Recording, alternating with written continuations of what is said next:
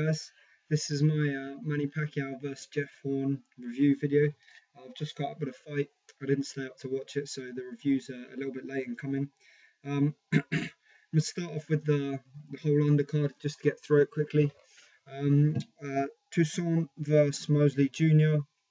I've got some notes in front of me, so I might be looking down a little bit here, guys.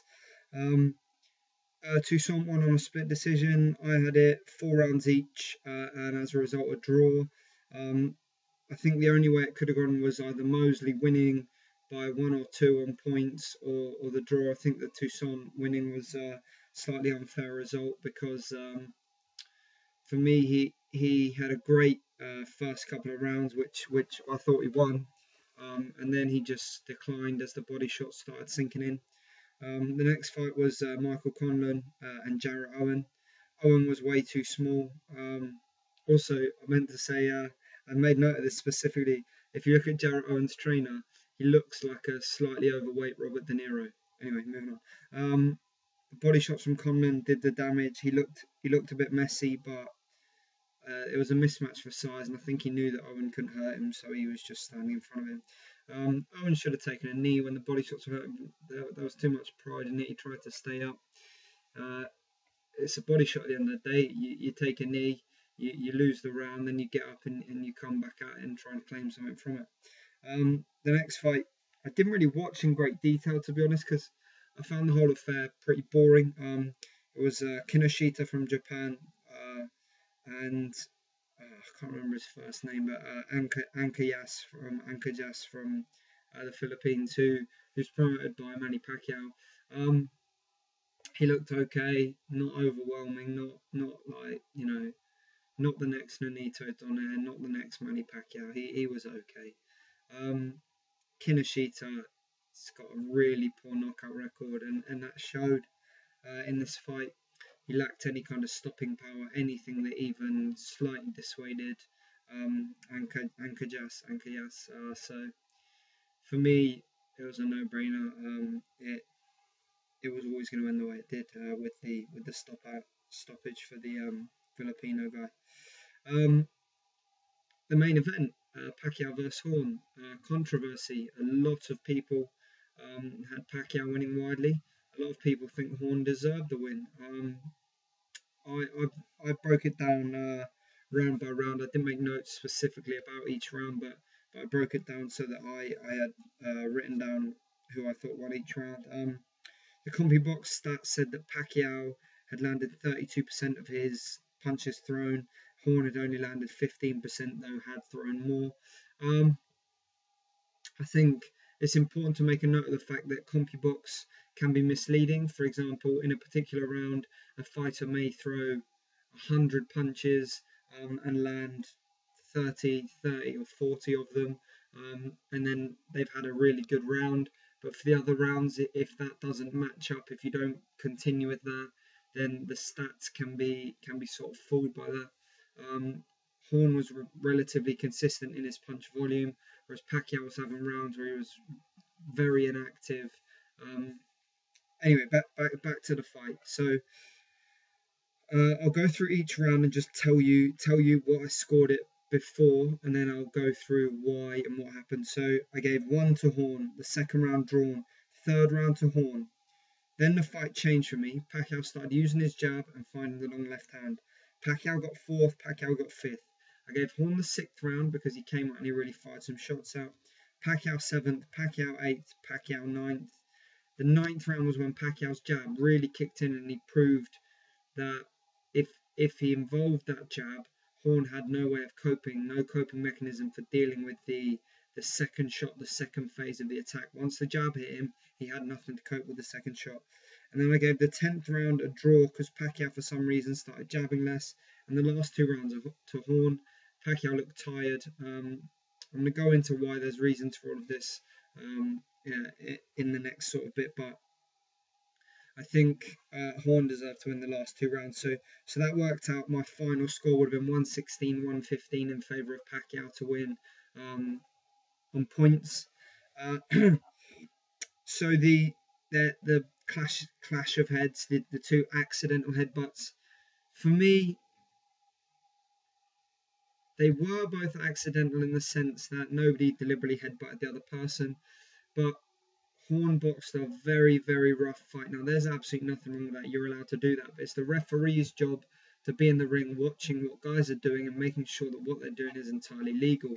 So, for example, in close, when Pacquiao had his hands high, Horn had his elbows up and was pressing the elbow on the head. He was also pushing his head away with the inside of the glove. Now, I don't know how many of you watching have boxed, but laced up gloves, the inside of the glove here is very, very rough. And also with the tape around it can do a lot of damage. Obviously, Pacquiao got the 2 cuts from the head clashes and Horn didn't land on them. He was also pushing down a lot, which you're not allowed to do in boxing. Yeah, but then equally Pacquiao was putting himself in a poor position a lot, something that maybe perhaps you wouldn't have seen him doing 10 years ago. I have my own sort of my own thoughts on the Pacquiao surge to success. I won't go into that in this video.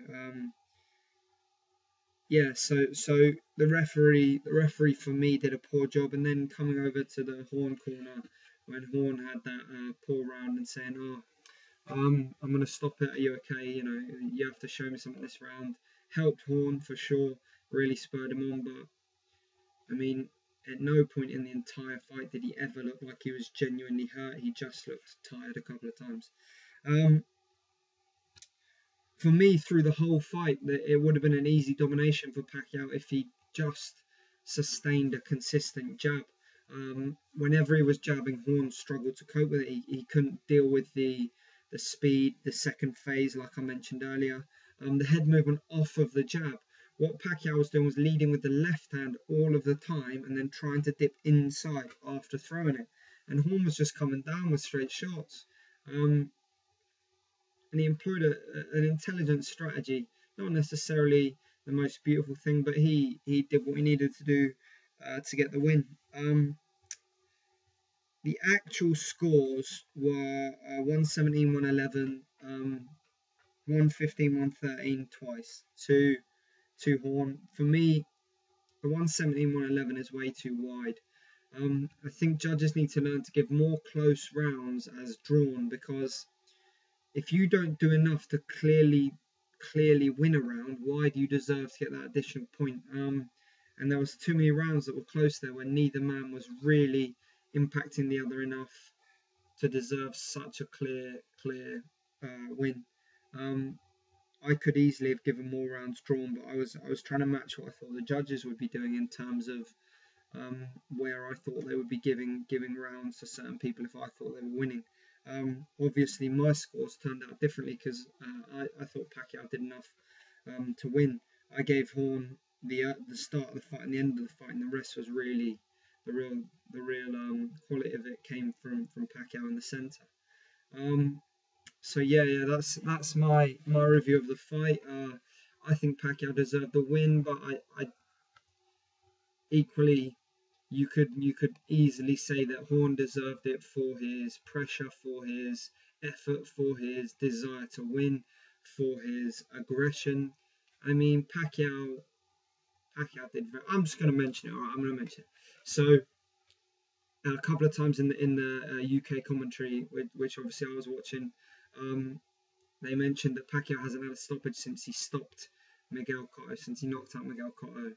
Hasn't had a knockout, since he knocked out Miguel Cotto. Now, for me, it's no coincidence that you go from being a flyweight and not necessarily knocking everyone out to suddenly going up to, I think, went as high as light middleweight and knocking out guys the quality of Miguel Cotto and hurting guys like Antonio Margarito and Shane Mosley. And I mean, it's no coincidence that he had a specific team behind him working on his strength and conditioning and his nutrition, and that affected him for the better. I'm not saying Pacquiao knows anything about any kind of, I mean, I'll leave it at that, but my opinion is that it's no coincidence that since that team departed from his training team, he hasn't got any more knockouts. I mean, he's still proven to be an incredibly talented fighter.